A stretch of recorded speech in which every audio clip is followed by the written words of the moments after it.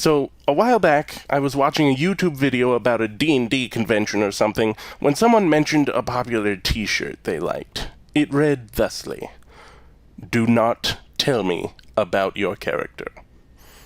See, it stems from the fact that apparently everyone at a convention wants to tell you about their D&D characters, because every player has their own strange ideas and unique experiences from their own D&D sessions that feel epic at the time. But when an imperfect storyteller tries to relay them, many of them just fall flat. And after a while of hearing these stories, it all just blurs together, and you just want folks to shut up and let you get to your table so you can actually get some playing done. But at the time, it really struck me, because I felt like the exact opposite of that t-shirt. Please, tell me about your character. I want to know all the funny stories you've been through, or the wacky concepts you have for future D&D characters. Heck, I don't even want to limit it to D&D characters. Tell me about your My Little Pony OCs.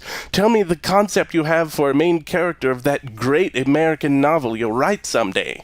And maybe I'm starved for social interaction, but that's beside the point.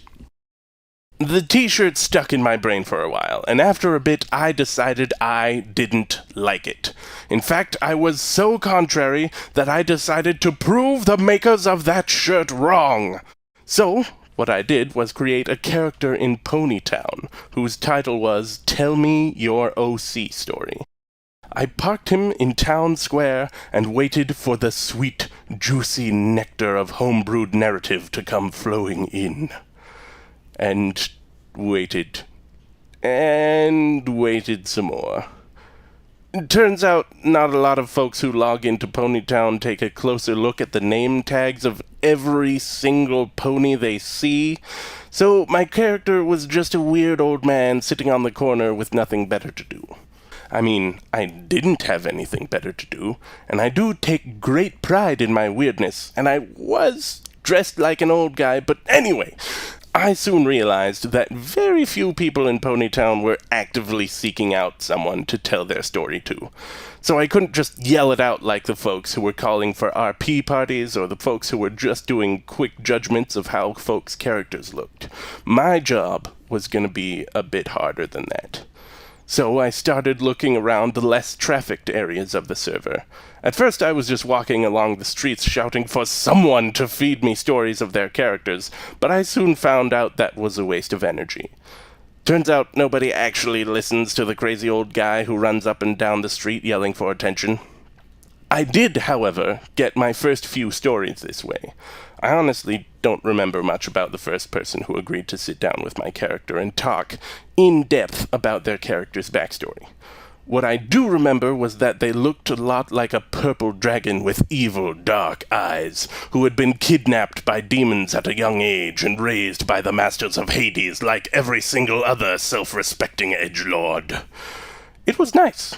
Despite the tale's apparent darkness, I enjoyed hearing every last bit of thought that went into this character, every story beat that shaped his world, every hidden detail that gave the apparent edgelord some meaning. I absolutely loved it. And that's good, because for the next while it seemed like every single pony who agreed to tell me their story was either a demon, a half-demon, raised by demons, or a demon hunter. Edgelords just come with the territory, I guess. And you know what? I enjoyed it! And before you ask, the most unironically Mary Sue story I've ever heard was about a pony who moved to Ponyville, met the main six, and asked if he could join them, to which they happily replied yes, of course. Then, at some point, before or after, I can't remember, he became the first Alicorn prince and gained rulership over his own section of the Equestrian Empire. It was somewhat ridiculous. And you know what? I enjoyed hearing that too. Not because the stories generally involved wicked beings from Hades or contained maybe unrealistic interpretations of the rules of Alicorn magic, but because I knew that the folks I was talking to genuinely enjoyed telling their stories to me.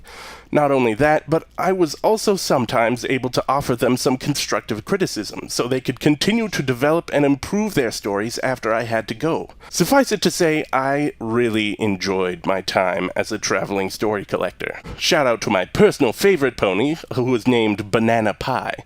She was a cousin or distant relative of Pinky's, and was perhaps a bit more down to earth during the day, but at night she'd act like a tropical Santa Claus and leave gift bananas in unsuspecting pedestrian homes.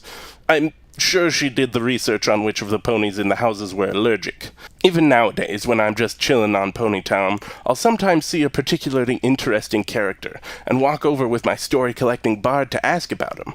But I no longer just walk around the world looking for stories, because sometimes it's just more efficient to make them yourself or with random acquaintances in RPs.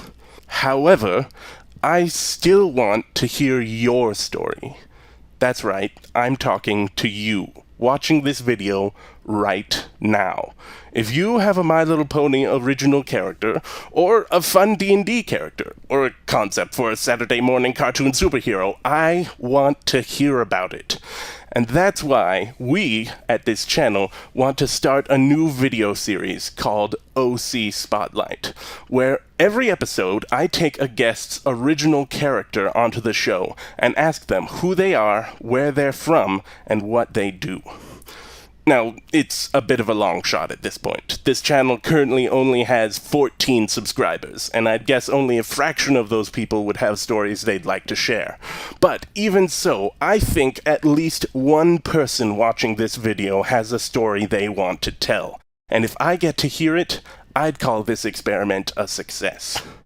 So, if you want your story told, comment below and tell me all about it.